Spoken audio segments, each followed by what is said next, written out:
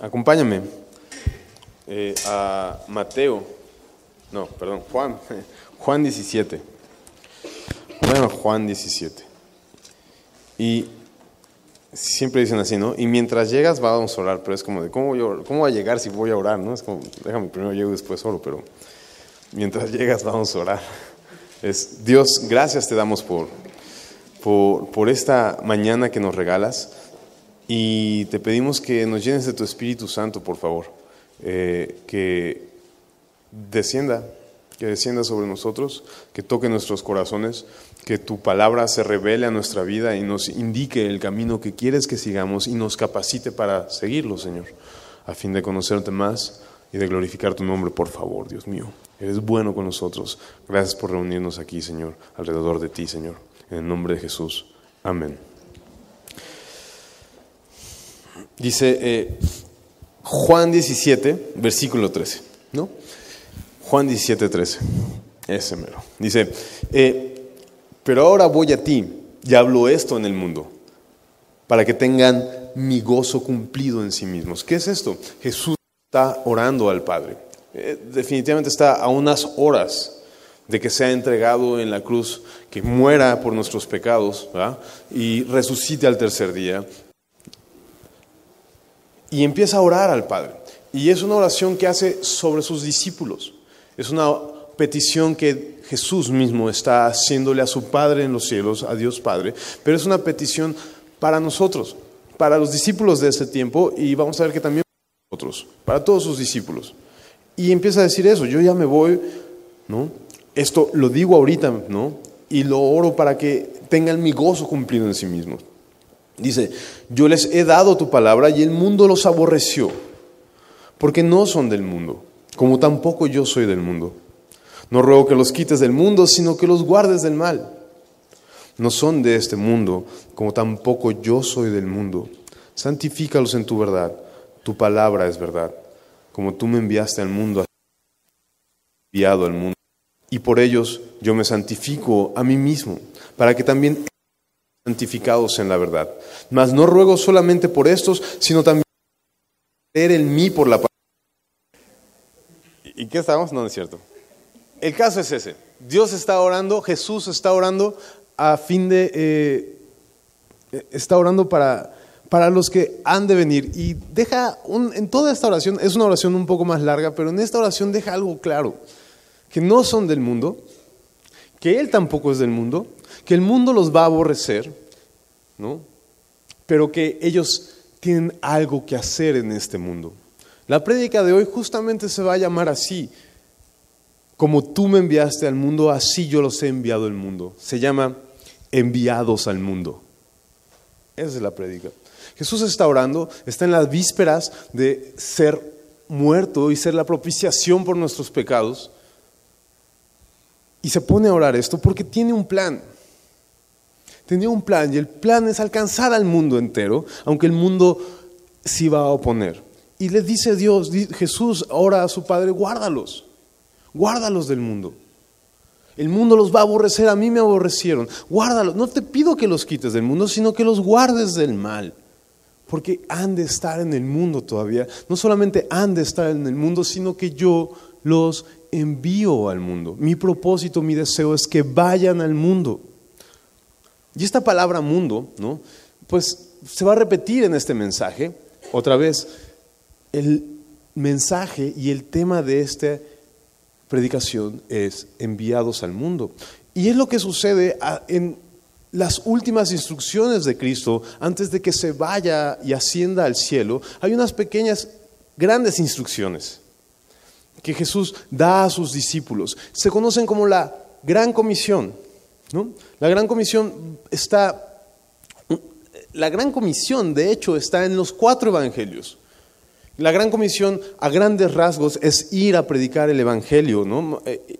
Marcos, en el capítulo 16, si me acompañas rápido, dice así, Marcos 16, versículo 15, y les dijo, id por todo el mundo y predicad el evangelio a toda criatura. ¿A dónde? Ir a todo el mundo y predicar el evangelio a toda criatura. Eso es una parte de la gran comisión, ir a predicar por todos lados, a todo el mundo. Hay otra parte de la gran comisión que está acá en Mateo 28. Mateo 28, 18. Y Jesús se acercó. Esto ya es Jesús resucitado. Y Jesús se acercó y les habló diciendo: toda potestad me es dado en el cielo y en la tierra.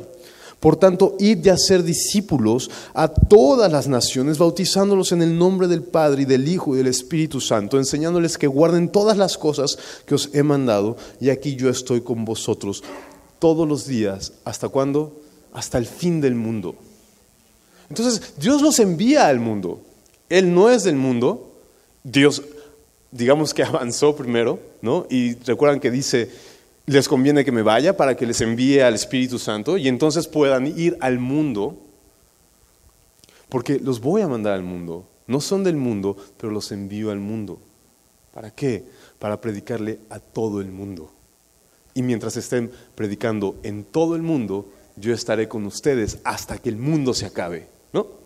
Estas palabras son las palabras que los misioneros abrazan y que les impactan, y encuentran en este mensaje una instrucción, y la instrucción es: tienes que ir a predicar el evangelio, no te tienes que quedar aquí. Hechos 1:8, yo creo, ¿no?, que es el versículo clave de todos Hechos. Recibirán poder cuando venga el Espíritu Santo sobre vosotros y me seréis testigos, ¿no?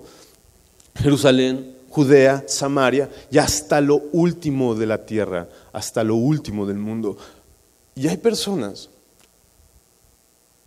que de verdad se toman en serio estos versículos y que realmente les pegan en el corazón y dicen: ok, hay un propósito por el cual estoy aquí. Jesús oró para que yo fuera. No solamente oró para que yo fuera, me pidió que fuera, y no solamente me pidió que fuera, sino que me dijo que estaría conmigo cuando fuera. Eso dijo el Señor Jesús. ¿Y qué sucede? Hay un hombre llamado Pablo que inicia con esto. Hechos, capítulo 14. El primer viaje misionero por un hombre. Supongo, la verdad es que no me dijo Iber, pero supongo que así es. La semana pasada vieron Hechos capítulo 13, ¿estoy en lo correcto? No, es que venimos de fiestas decembrinas y todo, ¿no? Entonces, pero ya vieron Hechos 13, ¿no? Hechos 13 narra este momento crucial en la historia de la humanidad, hermano. ¿Ah? No solamente del libro de los Hechos, sino en la historia de la humanidad, donde Dios mismo inicia la actividad misionera. ¿Con quién? Con Pablo y Bernabé. En el capítulo 13 decía que el Espíritu Santo se le apareció a la iglesia que estaba en Antioquía y dijo que apartaran a 2 hombres, a Pablo y a Bernabé, para la obra que les tenía preparada. ¿Qué obra era? Era la obra misionera. Entonces oraron por ellos, ayunaron y los despidieron y salieron, ¿no? Cual Abraham, que le dijo: vete a la tierra que yo te digo. ¿Para dónde? Pues tú camina. ¿Para dónde? Pues tú camina. Y ahí va caminando. Y pareciera que fue un poco similar lo que sucedió con estos 2 hombres, Pablo y Bernabé. Empezaron las obras misioneras. Y en el capítulo 13 vemos como la primera parte de este viaje, de este primer viaje misionero. Pablo se conoce que tiene 3 viajes misioneros, ¿no?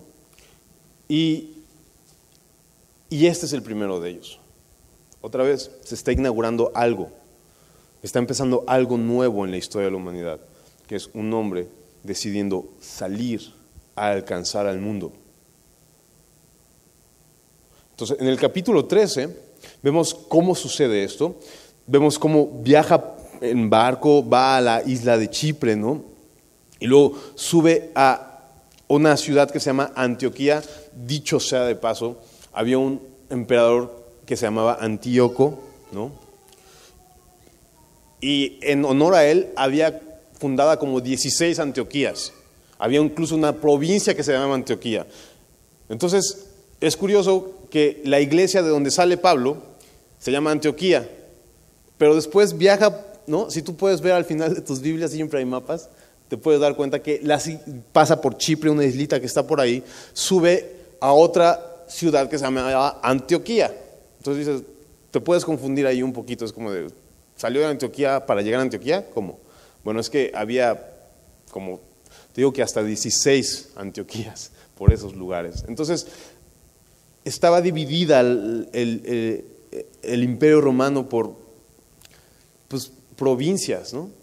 Yo lo entiendo más o menos como por estados, por así hacer cuenta que el Imperio Romano tenía varios estados y había ciudades en esos estados, ¿no? Entonces, había un estado o una provincia que era la provincia de Prisidia, en donde había una ciudad que se llamaba Antioquía, ¿no?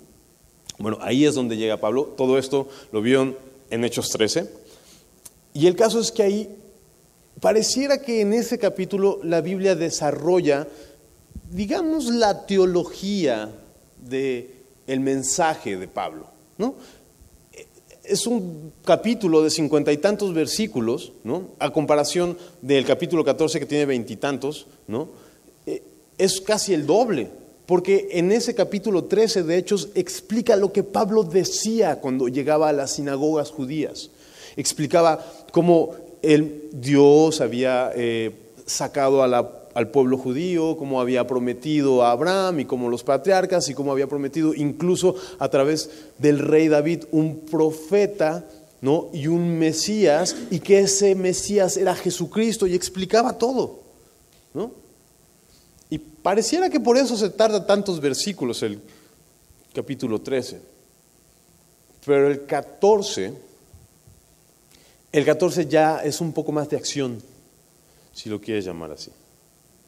Ya es más acción. Entonces, el capítulo 13 y 14 constituyen el primer viaje misionero, esta inauguración de los viajes misioneros en el mundo cristiano, ¿no? Bueno, propiamente dicho, porque ciertamente lo has revisado en el libro de los Hechos, había momentos en donde por la persecución los cristianos tenían que dispersarse y de donde quiera que iban predicando el evangelio. Podrías llamarlo como una especie de misión de misiones, pero vamos, ellos estaban movidos por la necesidad de incluso emigrar. Pero acá lo que Pablo les dice, voy y vengo, y voy a predicar los evangelios y vengo a ustedes, iglesia, que me envían, ¿no? Entonces podríamos entender que es como el primer misionero y la primera, entre comillas, agencia misionera registrada en la Biblia, ¿no? Que me encanta que no es una agencia, es una iglesia, ¿no? La que manda a unos hermanos, y que no solamente es una iglesia, sino es Dios mismo el que hace esto. Bueno, entonces, en esta prédica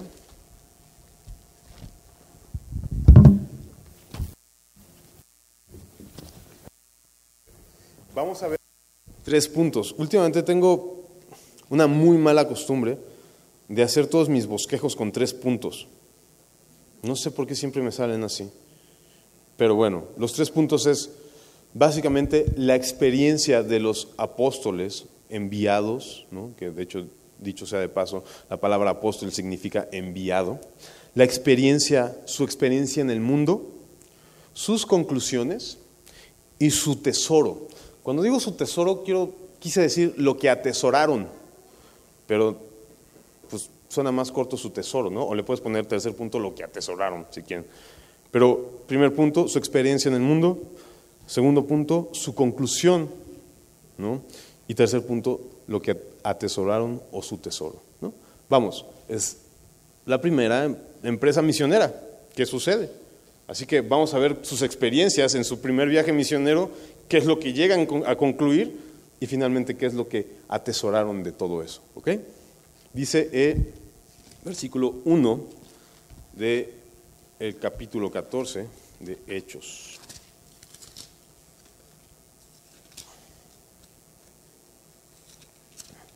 Aconteció en Iconio que entraron juntos en la sinagoga de los judíos y hablaron de tal manera que creyó una gran multitud de judíos y asimismo de griegos, ¿no?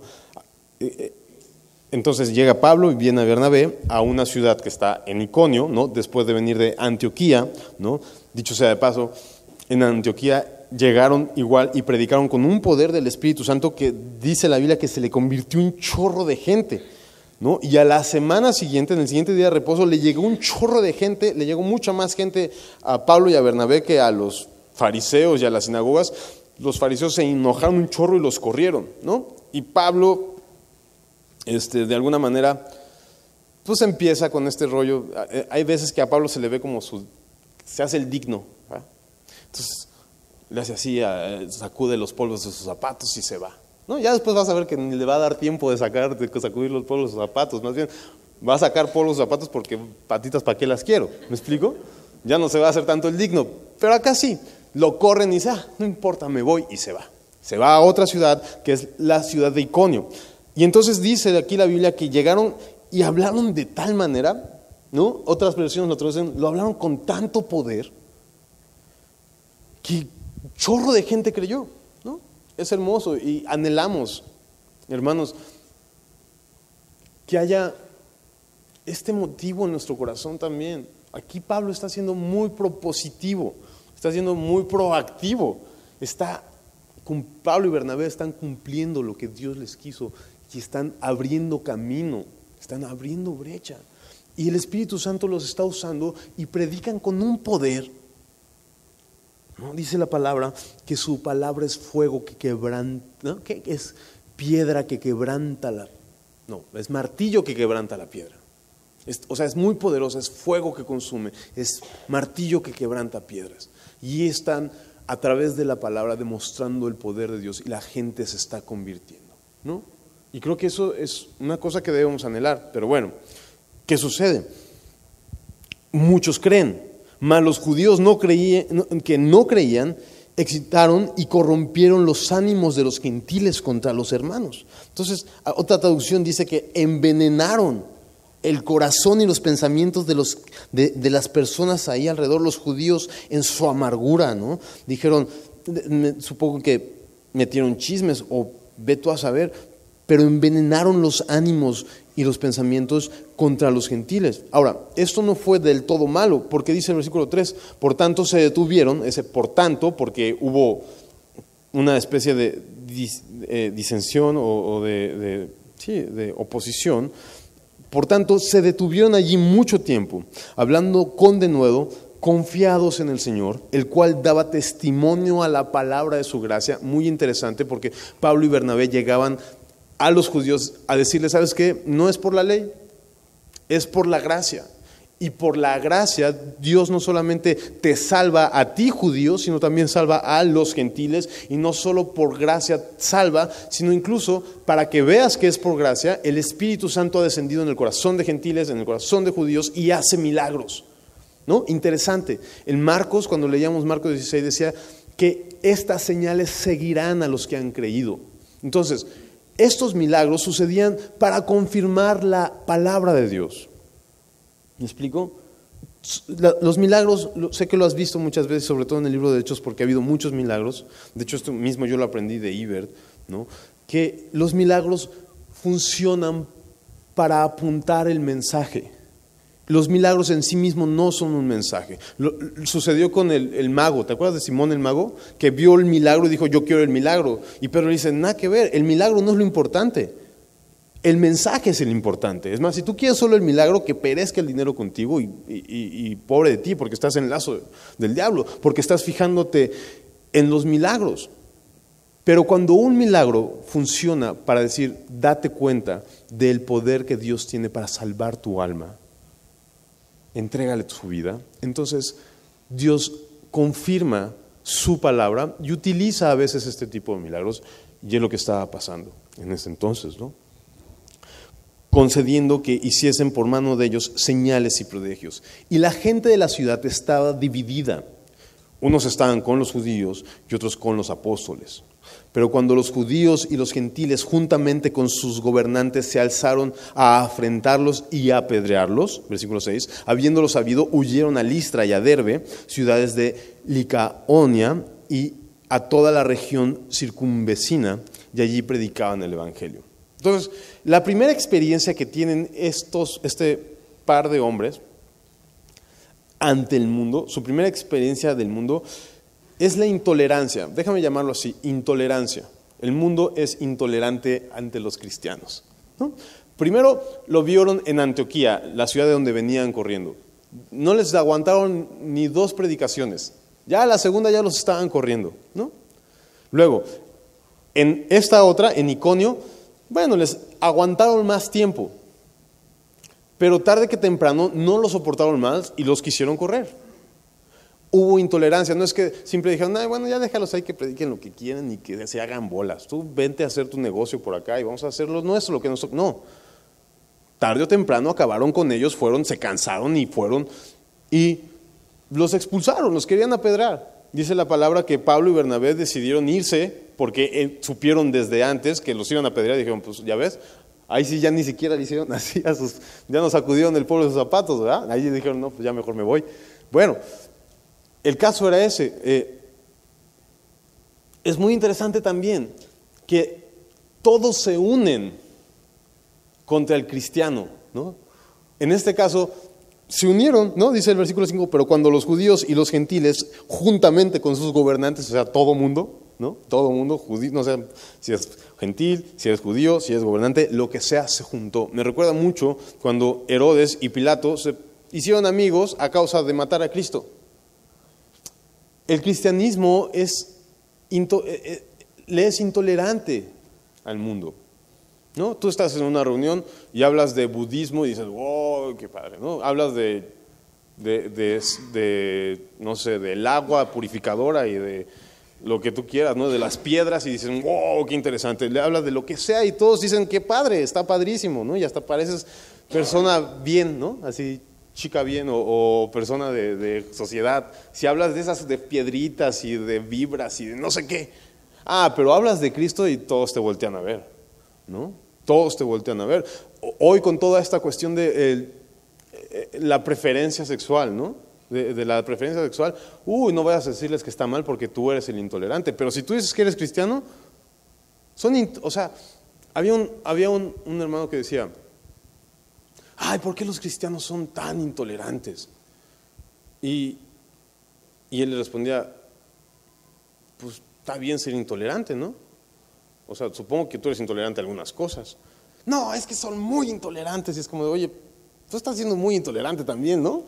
Porque los cristianos realmente no denuncian el pecado del mundo. Lo dijo Jesús en su oración. Denuncian el pecado del mundo y eso le rechoca al mundo.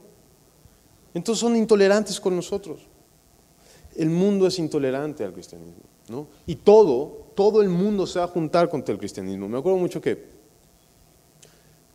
no me voy a poner aquí a contar todo mi testimonio, pero alguna vez mi esposa, ¿no? Cuando decidió no creer en Dios, decía, es que yo soy atea, pero pues la verdad es que realmente solo soy atea del cristianismo, así que voy a leer la Biblia porque ni sé qué es eso, ¿no? Entonces, ella se daba cuenta que de lo único que según ella era atea, era del cristianismo. Todo lo demás lo podía aceptar, ¿no? Y así es el mundo.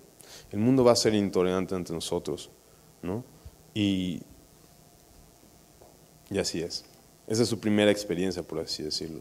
Entonces, ya cuando se enteraron que los iban a apedrear, salieron huyendo, ¿no? Y seguían predicando el evangelio.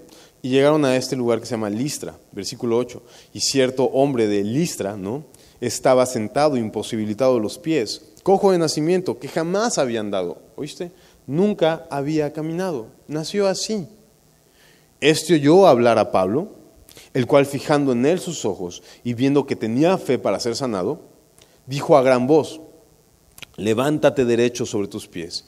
Y él saltó y anduvo, ¿no? Entonces, esto es impresionante. Pablo está predicando el evangelio y hay un hombre lisiado de nacimiento que está teniendo fe en lo que Pablo está diciendo, ¿no? Muy probablemente Pablo estaba predicando del poder de Dios, no solamente del evangelio de Dios, sino el poder de Dios que tiene para transformar enfermedades, para cambiar situaciones. Y probablemente este hombre creyó en eso y dijo, claro, Dios puede sanarme. Entonces, de alguna u otra manera, Pablo lo volteó a ver y dijo, este hombre tiene la fe para hacerlo. Interesante que en quien estaba el detonante para el milagro no era en el predicador, sino en el que estaba escuchando, en la fe del que escuchaba. La fe viene por el oír la palabra de Dios, ¿no? La fe se puede ver. Entonces Pablo pudo ver su fe, y la gente puede ver nuestra fe o puede no ver que tengamos fe, ¿no? Pero la fe se obtiene primero al escuchar. Y ahí estaba este hombre escuchando, escuchó la palabra de Dios, y dice la Biblia, ¿no?, que la fe viene por el oír la palabra de Dios. Estaba escuchando la palabra de Dios y creyó. Y Pablo lo pudo ver su fe. Y entonces le dijo, ¿no?, dijo a gran voz: levántate derecho sobre tus pies. Y saltó y anduvo. Dime si eso no es fe. Dime si no es fe. O sea, que toda tu vida has estado lisiado y cuando te digan levántate, se levanta. Creyó genuinamente, ¿me explico? Genuinamente creía. No hubo ni una pequeña duda, porque cuando le dijeron levántate, dijo sí, se levantó. Entonces la gente, visto lo que Pablo había hecho, alzó la voz diciendo en lengua licaónica, ¿no?, en su lengua, pues sí, original, ¿no?, étnica. En aquel entonces también, hoy en día pasa algo muy similar en Europa. Todos hablan como 3 idiomas, ¿no?, porque hay un chorro de idiomas y están tan cerquitas unos de otros. En aquel entonces, en el Imperio Romano también había un chorro de idiomas, pero pues el oficial era ¿no?, el griego era el que más predominaba por esa zona. Entonces probablemente estaba predicando en griego, pero cuando vieron este milagro, la gente, ¿no?, ¡wow!, ¿no?, alzó la voz diciendo en lengua licaónica: dioses bajo la semejanza de hombres han descendido a nosotros. Qué interesante que aún en estas culturas tengan la noción de que un Dios puede bajar en forma de hombre, ¿no? Es interesante. Como que la Biblia enseña eso, ¿no? O más bien, a lo largo de la historia de las culturas, puedes darte cuenta que tienen esta idea de que un Dios puede bajar y hacerse hombre. De hecho, es como un anhelo, ¿no? Y ellos decían eso, ¿no? Creyeron que habían bajado dioses en forma de hombre, y entonces los nombraron como sus dioses. Dice el versículo 12: y a Bernabé llamaban Júpiter, y a Pablo Mercurio, porque este era el que llevaba la palabra. Júpiter era como el dios grandote, o el mero, era Zeus, ¿no? En los griegos era Zeus, ¿no? Y Mercurio era el mensajero de los dioses, ¿no? Entonces le llamaron así a Pablo, Mercurio, porque este era el que estaba predicando. Entonces decían, pues este es el mensajero de los dioses, está hablando de parte de los dioses, ¿no? El sacerdote de Júpiter, cuyo templo estaba enfrente de la ciudad, no en la ciudad, sino enfrente de la ciudad, trajo toros y guirnaldas delante de las puertas, y juntamente con la muchedumbre quería ofrecer sacrificios. Entonces toda la gente dijo: wow, dioses vinieron a visitarnos, tráete los toros, vamos a hacer sacrificios. Y viene toda la gente afuera de la ciudad, listos para degollar al toro y ofrecer la sangre a Pablo y a Bernabé, ¿no? Y cuando los oyeron los apóstoles Bernabé y Pablo, rasgaron sus vestiduras, ¿no? Así de, ¿qué están haciendo? Como que no entendieron lo que estaba pasando. O sea, como que, imagínatelo, Pablo y Bernabé, Pablo le dice, levántate, y él cómo se levanta y todos, y Pablo y Bernabé, ¿qué pasa? Y se van todos, sí, Pablo y Bernabé, ¿qué dijimos o qué? Y de pronto llegan todos de nuevo así con toros y cosas así, y ya lo iban a sacrificar casi así como dándoselo, y les cayó el 20. Como que Pablo y Bernabé dijeron, no, o han de haber preguntado ya en griego, oye, ¿qué les pasa? No, pues te trajeron, Júpiter, te trajeron a ti tu toro. Entonces, en ese momento, ¿no?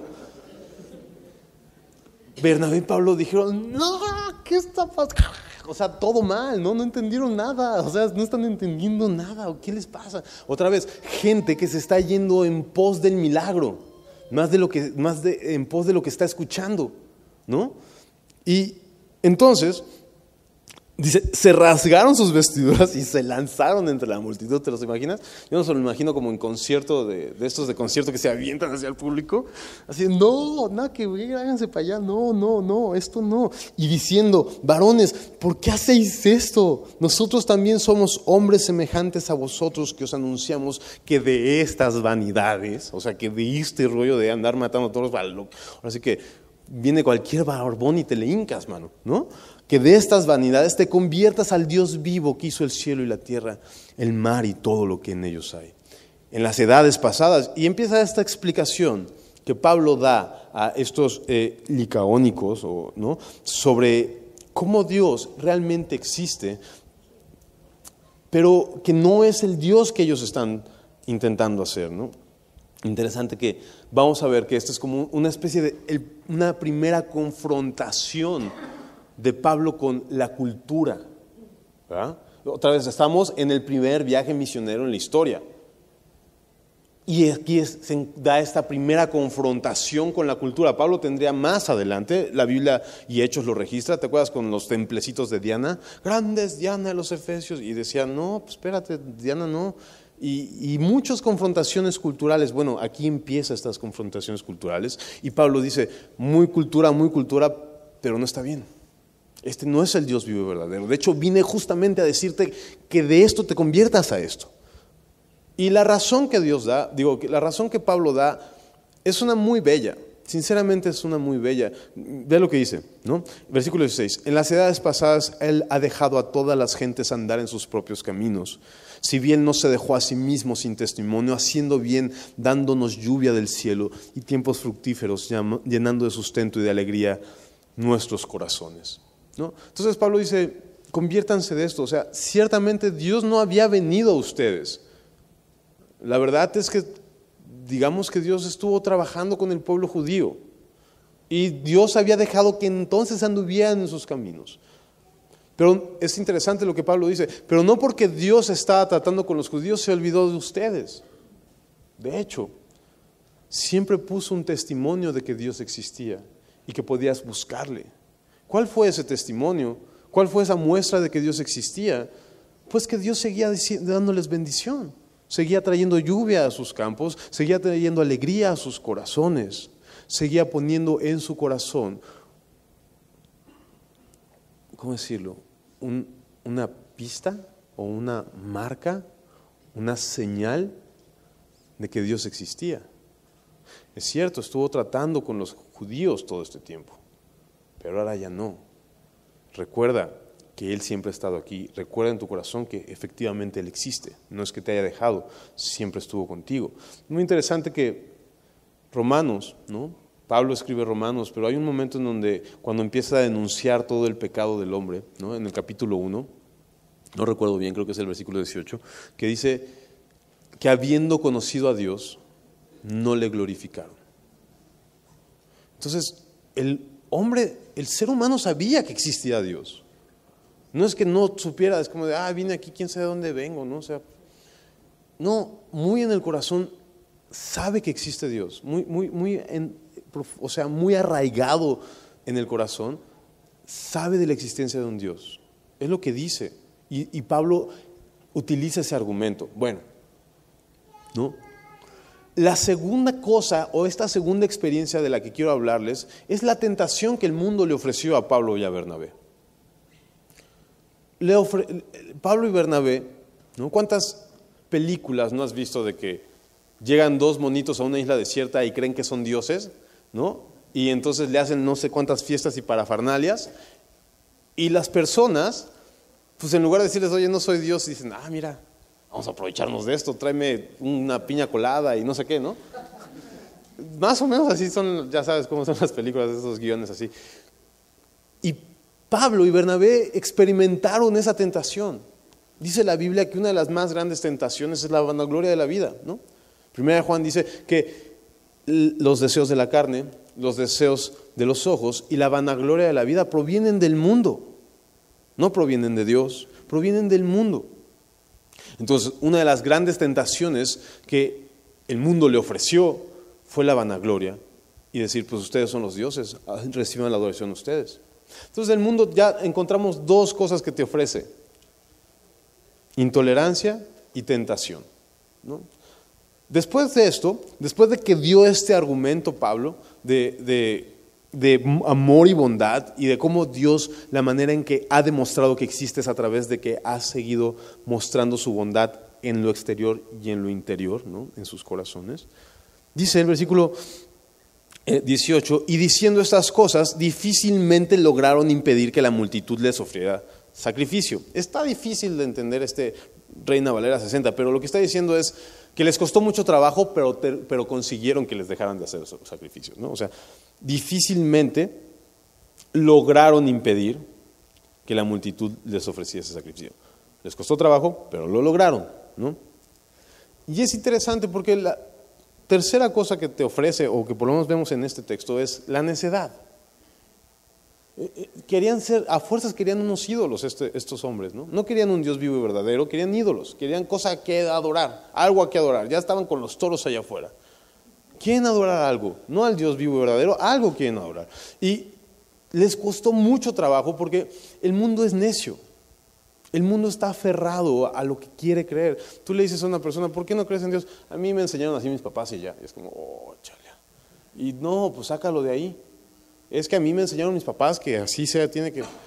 Es como, no. O simplemente la Biblia enseña que la necedad es pues una tontería. O sea, no es lo mismo ser... ¿Cómo explicarte? No es lo mismo ser persistente a necio.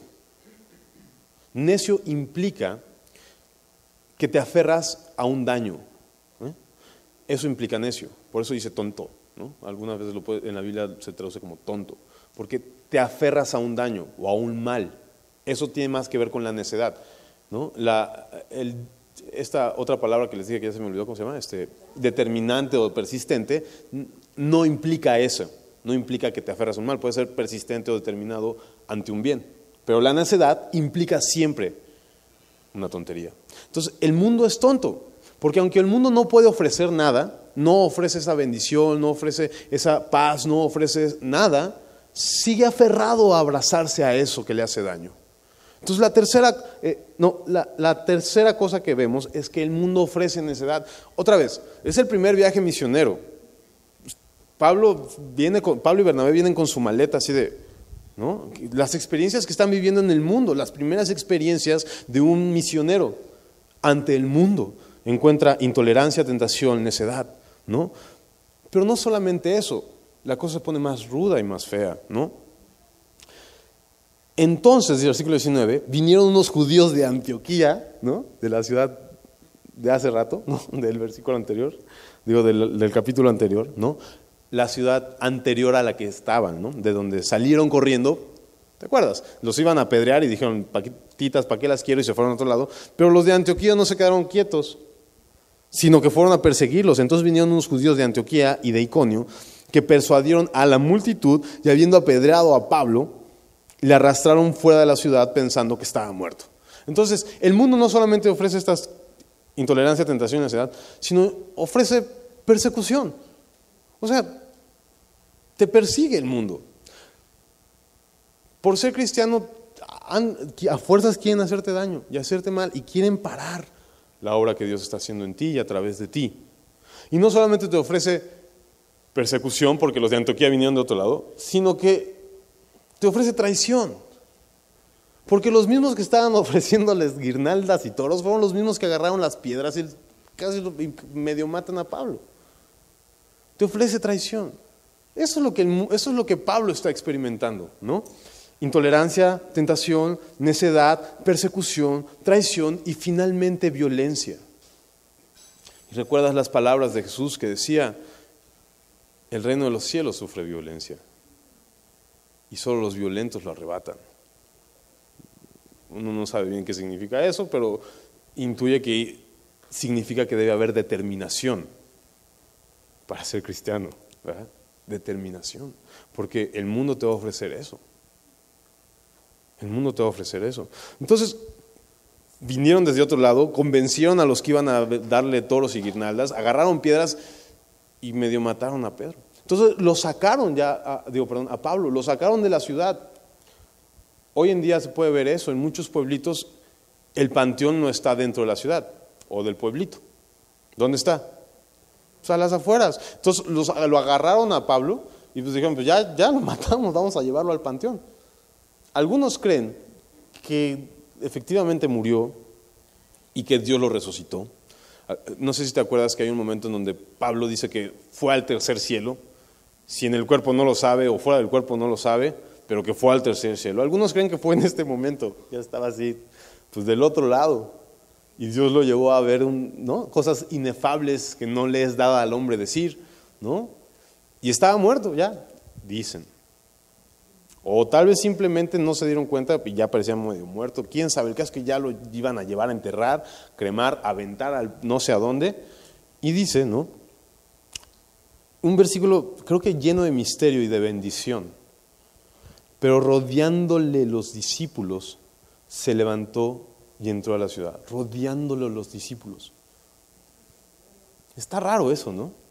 O sea, ¿qué pasó? ¿Te imaginas qué pasó? Ahí van cargándolo así, ¿no? Ya arrastrándolo así, ya medio muerto. Y de pronto los discípulos le rodearon. Y se paró y entró al... ¿Qué significa eso?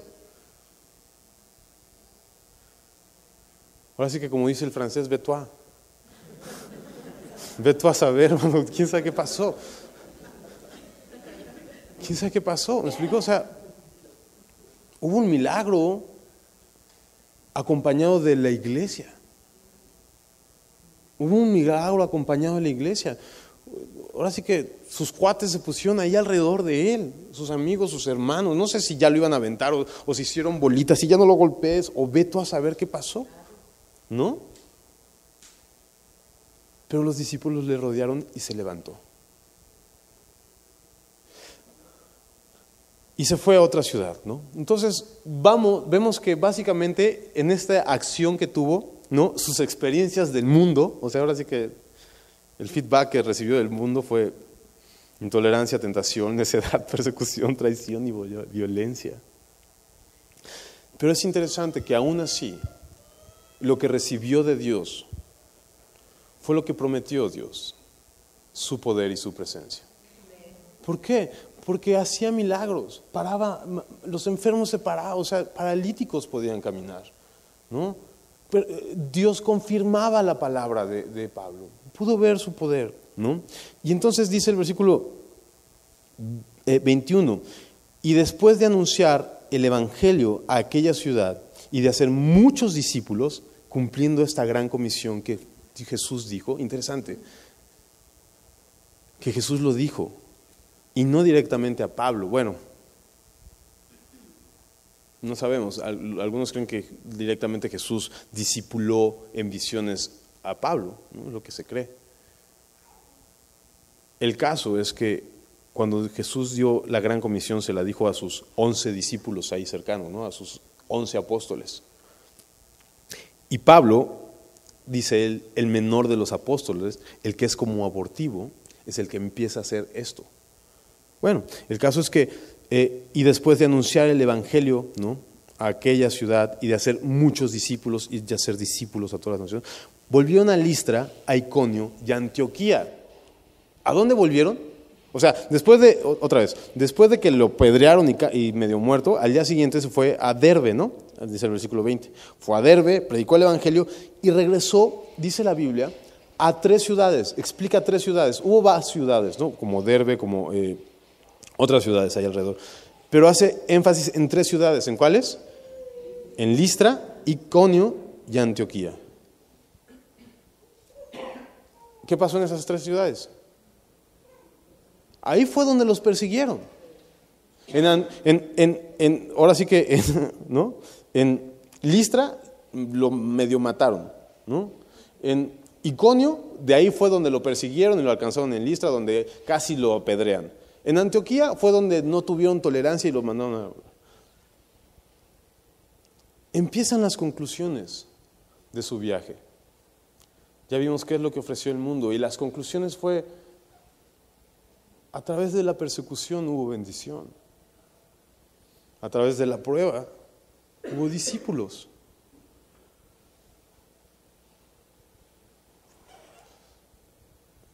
Esta idea de que en donde Cristo recibió las heridas fue en su cuerpo, ¿no? Y nosotros somos el cuerpo, ¿no? En este momento ahora nosotros somos el cuerpo. Y después de haber recibido esas heridas en su cuerpo, hubo vida, ¿no? Y nosotros somos ese cuerpo que da vida. Y las conclusiones empiezan.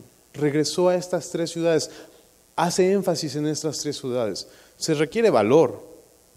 Hubiera mejor idose por otro lado, ya rodearlo, cualquier cosa para regresar a su Antioquía natal y decir, no manches, no me vuelvan a mandar, ¿no? Ni se les ocurra, casi me medio matan.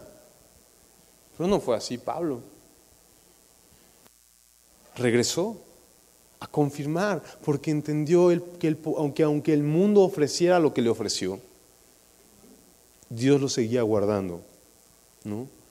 Y entendió que a través de la prueba, Pablo, en Hechos 9, versículo 16 o 18, no me acuerdo cuál es, dice 16, es una 16. Si quieres desde el 15 dice, cuando se le aparece el Señor Jesús a Ananías y le dice, ve y encuentra a Saulo para que lo metas en tu casa. Y Ananías dice, no, pues ¿cómo crees? Dice, él perseguía a los judíos, a los cristianos, ¿cómo crees que voy a ir por él, Dios?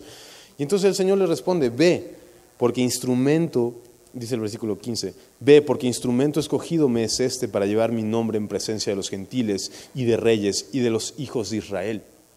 Porque yo le mostraré cuánto le es necesario padecer por mi nombre. Ya está Pablo, él lo entendió. Lo entendió y lo va a seguir entendiendo. Es su primer viaje, le quedan 2. Pero en el primero ya está sacando conclusiones. Entiende que a través de las pruebas se desata el poder de Dios. Hay un momento en donde Pablo dice, le he rogado a Dios que me quite este aguijón en mi carne. Y Dios me dice, te basta mi gracia. Porque mi poder, ¿se acuerdas de esa frase, de ese versículo? Mi poder se perfecciona en tu debilidad. Dice, por tanto, me gloriaré, dice Pablo, más bien en mis debilidades. Ahí está. Otra vez, demostrando Dios que lo débil del mundo es más poderoso. Que lo débil de Dios es más poderoso que el mundo. Y ahí está demostrándolo. Una vez más. Y regresa a estas 3 ciudades en particular. Dice el versículo 2, confirmando los ánimos de los discípulos, exhortándolos a que permanecieran en la fe y diciéndoles, ahí está la conclusión. Ve la conclusión a la que llega Pablo. Es necesario que a través de muchas pruebas, de muchas tribulaciones, entremos en el reino de los cielos. Ahí está su conclusión. O sea, ya fui, ya vine y una cosa me llevo. Una cosa concluyó, el mundo es malo y no tiene nada bueno que ofrecerme y va a haber tribulaciones, pero es necesario que vengan antes de que vayamos al reino de los cielos o que el reino de los cielos venga a nosotros, ¿no? O sea, la segunda venida. No está diciendo que tienes que pasar como requisito tribulaciones para ir al cielo, sino que mientras estés en el mundo, como diría Jesús, habrá tribulación. Es por eso que es necesario, antes de que entremos en el reino de Dios, mientras estemos aquí, vamos a sufrir eso. Su conclusión. Pero otra conclusión muy hermosa también, ¿no? O sea, la primera es, lo que sucede es que cuando Pablo llega a estas conclusiones y regresa a confirmar a los hermanos, parecía que le dice, es que ¿sabes qué?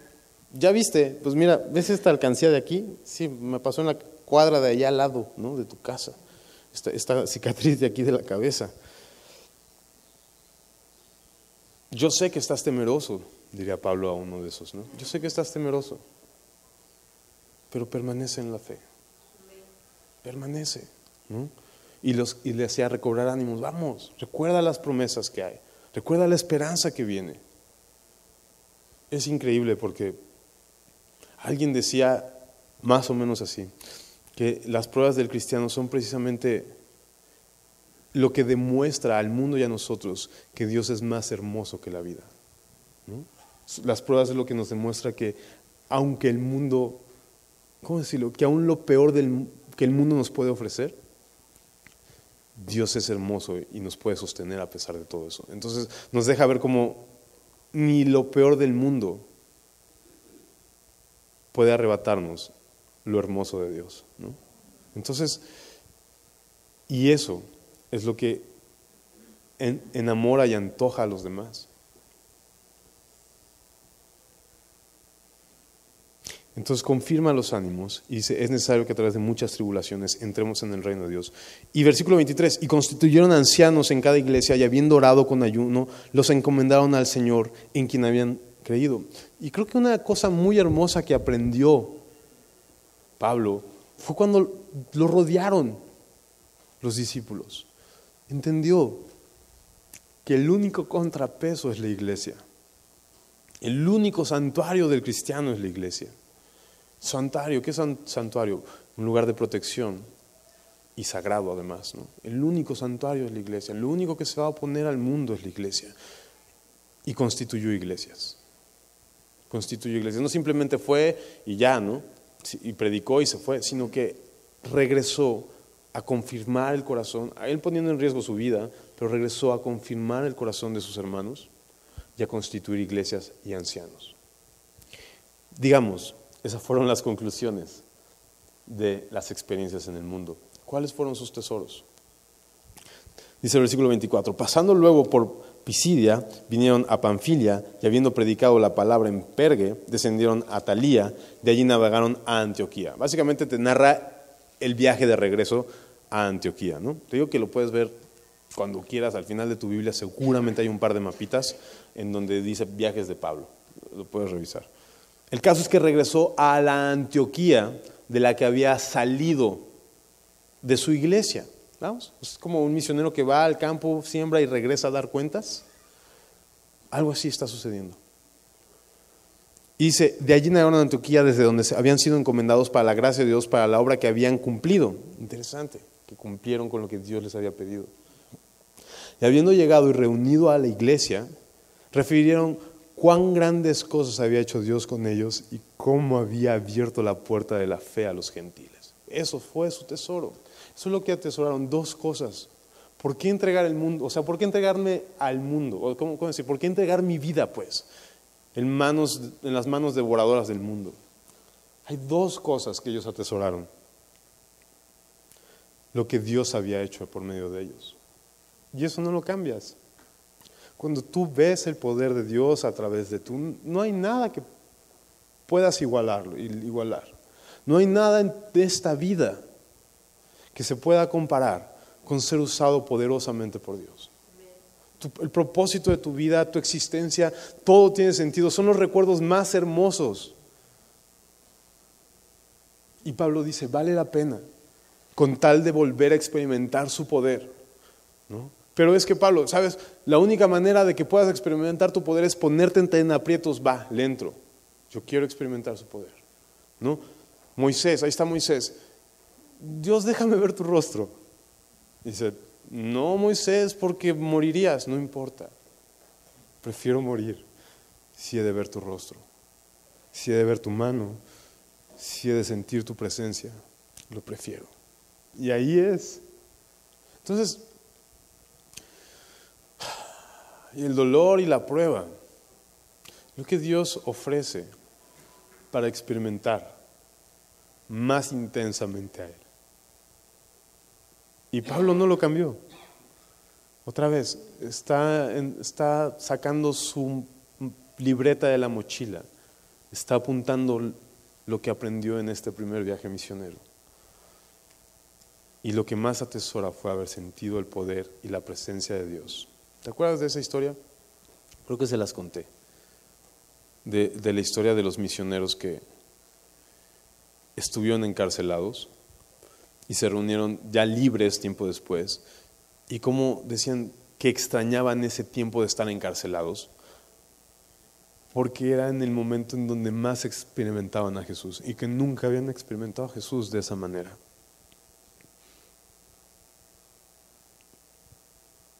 Hay una pregunta muy interesante que hemos de hacernos. ¿Realmente crees que vale la pena? Y no me respondas tan rápido, porque si me respondes que sí, te preguntaría entonces, ¿qué estás haciendo? O sea, si me dices, sí, sí vale la pena, ok. Entonces, ¿qué estás haciendo? ¿Estás cumpliendo con lo que Jesús te dijo que hicieras?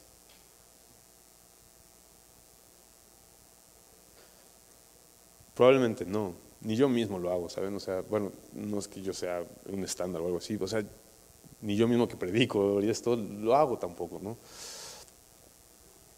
Pero creo que es una invitación de Dios a decir, créemelo, créeme que valgo la pena.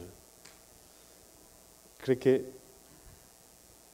una vez recibido la recompensa, el costo valió la pena. Créelo. Eso es lo que creo que es la invitación. Eso es su tesoro. Y su segundo tesoro, primer tesoro, eso, el poder y la presencia de Dios en su vida. Y el segundo tesoro, y cómo había abierto Dios la puerta de la fe a los gentiles. Su segundo tesoro fue ver a la gente recibir a Cristo. Su primer tesoro fue su presencia y su poder, y la segunda, ver a gente salva. Y la pregunta es, ¿te interesa que la gente se salve? O sea, ¿te duele verlos yéndose al infierno? O sea, ¿qué tan cómodos podemos vivir como cristianos? ¿Tú crees que Pablo vivió cómodo? No, vivió apedreado. Muchos creen también que por esas piedras que le aventaron se le mochó la visión. ¿Tú crees que Pablo vivía cómodo? No. Pero veía a Dios y veía a la gente entrar al reino de los cielos. Veía a la gente entrar al reino de los cielos. ¿Sabes? Siempre he dicho esto. El amor que tienes por los demás es proporcionalmente directo al amor que tienes por Jesús. El interés que tienes porque los demás conozcan a Cristo es proporcionalmente directo a cuánto conoces a Cristo. No puedes separarlo. No puedes decir que amas a Cristo si no te interesa ver a las personas llegar a Cristo. Pero cuando ¿no? entiendes que es necesaria estas pruebas y tratas de ser obediente y valiente ahí como sea, ¿no? Así que en el nombre sea de Dios vamos a ver qué pasa. Puedes ver la gente venir a Cristo. Cuando dejas tu comodidad, puedes ver a la gente venir a Cristo. Y eso va a ser eterno, ¿sabes? Eso va a ser gozo perpetuo y eterno. Eso es el todo. No tienes que buscar en ningún otro lado. Eso es lo que tu alma muy en el fondo desea. Y sí, yo sé. Ahorita se siente bonito y lo deseas profundamente. ¿Por qué? Porque muy dentro de tu corazón está eso. Porque eres cristiano, porque amas al Señor Jesús, has creído en su sacrificio. Le has amado porque has creído en su amor. Y por eso sientes eso en el corazón. Pero al rato allá afuera está el mundo. ¿Qué vas a hacer? ¿No? Entonces, enviados al mundo. Las experiencias de Pablo en su primer viaje misionero, sus primeras conclusiones y sus primeros tesoros. ¿Ok? Vamos a orar. Ay, Dios mío, gracias, Señor, por tu palabra. Y Señor, lo digo por mí, Señor, soy cobarde, Dios. Y busco mi comodidad y mi salvación, Señor. Y quisiera llegar, Señor. Quisiéramos todos llegar a poder decir eso, que preferimos la muerte para estar contigo, Señor. Nos encantaría que fuera algo real y genuino en nuestro corazón, Señor. no está en nosotros producir eso, Señor. Así que te pedimos que lo hagas tú, Señor. Enamóranos, Señor. Haznos obedientes. Danos un llamado, Señor. Y permítenos, Señor, vivir para tu gloria, Señor. Ayúdanos, Señor, a creer genuinamente que tu presencia y tu poder en nuestras vidas vale cualquier pena, Señor. Ayúdanos a entender que probablemente sea la única manera en la que nos ayudes a conocer tu gloria, Señor. Danos de tu Espíritu Santo. Danos tu pasión, Señor. Por favor. En el nombre de Jesús. Amén.